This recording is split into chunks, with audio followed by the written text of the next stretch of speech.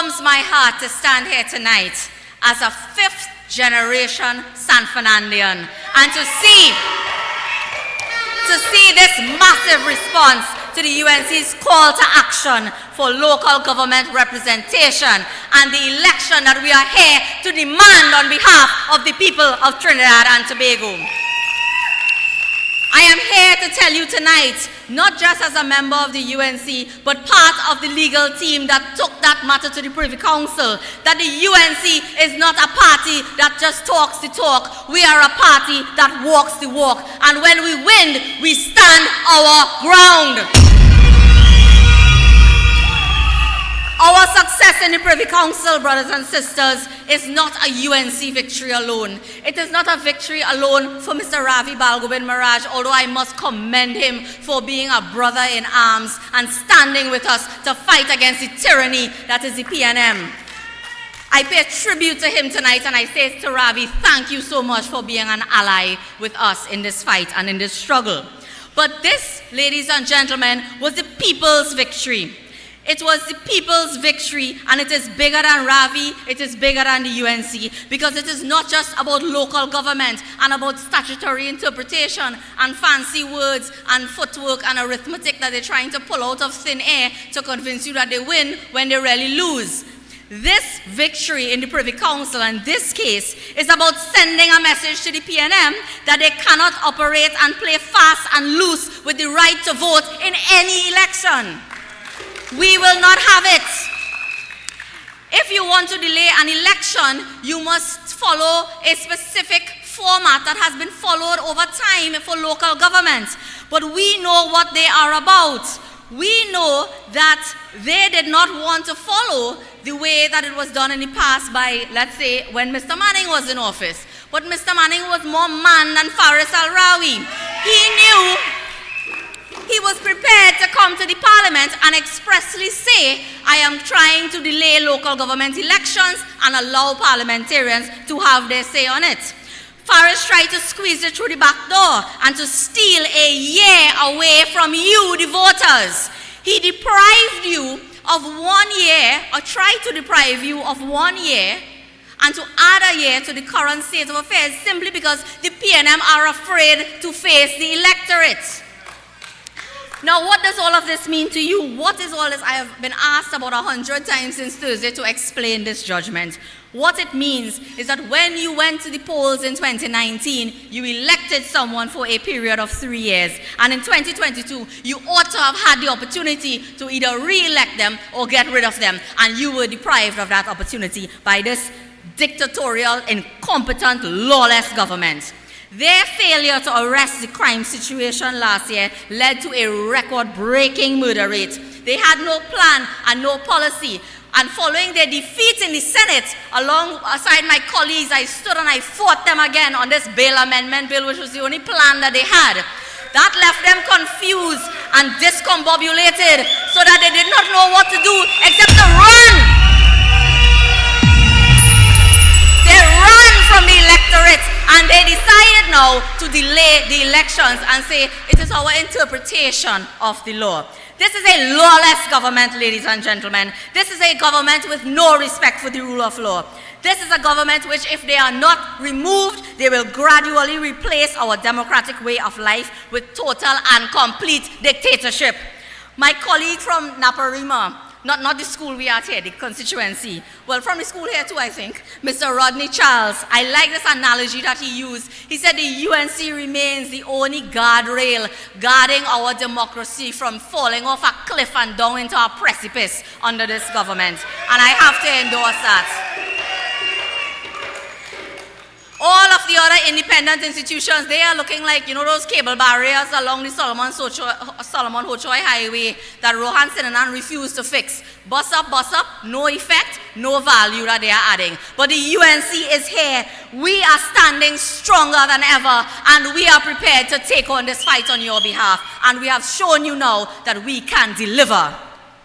I have to pay tribute to my political leader tonight, who not only lent her support, but also her legal acumen and her knowledge of local government in the course of this matter.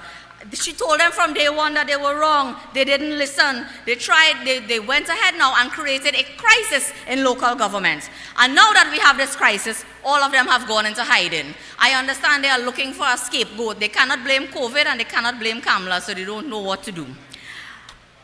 Faris, we haven't seen or heard from him since Thursday. I don't know if to call the police. I don't know what to do, but the man is missing in action. He has another bout of Ram Logan Tabanka. I thought by now he would have been used to it. He should be used to losing by now. I don't know, how he has not built up immunity by now, but I hear he's, nowhere to be seen. Faris Al-Rawi touts himself as a son of San Fernando, but Faris is an embarrassment to San Fernando. I want to tell you tonight that we have in San Fernando a strong, very strong group of councillors and aldermen who have fought a hard fight for the last 3 years, even though they have been in the minority. And I want to say tonight, I'm not coming here to sell you a product that I haven't tried. I am a resident of Lesotho, West La Romaine, and I am proud of the work that my councillor does. My UNC councillor, ably assisted by our aldermen, including Alderman Lazama. They have done excellent work in our area. I want to bring one matter to you tonight, and I want to make mention of it because it illustrates the difference between the UNC and the PNM. Our hard-working councillors, when they get complaints, they don't sit down somewhere in Port of Spain and send somebody to look at it. They come down here and they do their work, and they're always on the ground. We had a complaint about shoddy work or incomplete work in Padmore Street, right not too far from here in San Fernando.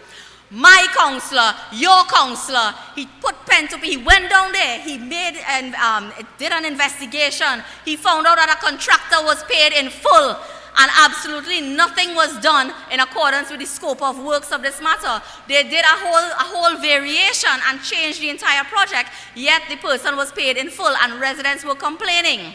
He was not satisfied with the response that he got. Poor child, take it upon himself to write a letter to say, Mr. Al-Rawi, you are the member of parliament and you are also the minister responsible for local government. To date, Faris Al-Rawi has not found it fit to acknowledge or respond to that letter. Money spending and money jumping up. I want to tell you, around San Fernando here, take a look. In 8 years, they cannot deliver the big waterfront project that they have promised. They extend the width of the road, and I think they build one roundabout so far, and that is all, in 8 years. But I want to raise a more pertinent issue. How many jobs were created out of those projects for the residents of San Fernando? How many jobs? How many of our people who suffered through COVID were able to look to those projects to get a job? They came to the parliament recently to ask for additional funding for Skinner Park because Tree Pavilion run them $131 million and counting. UDCOT still has outstanding invoices to pay. And I want to tell them that when we take control of the corporation and of central government, we will have an investigation into all of the expenditure on these projects. We will not stand by and watch the improper allocation of resources, not when the people of San Fernando are suffering and plagued by crime, poor roads, and failing infrastructure all around them. Our councillors have to beg the business community to assist them sometimes to patch potholes for themselves. That is the state of local government, but yet in a minority with no resources of central government and no support, they have delivered. And I want to tell you tonight that you must not just re-elect them, you must elect the other representatives that the UNC put forward, because the UNC can and will deliver. We will change the face of San Fernando.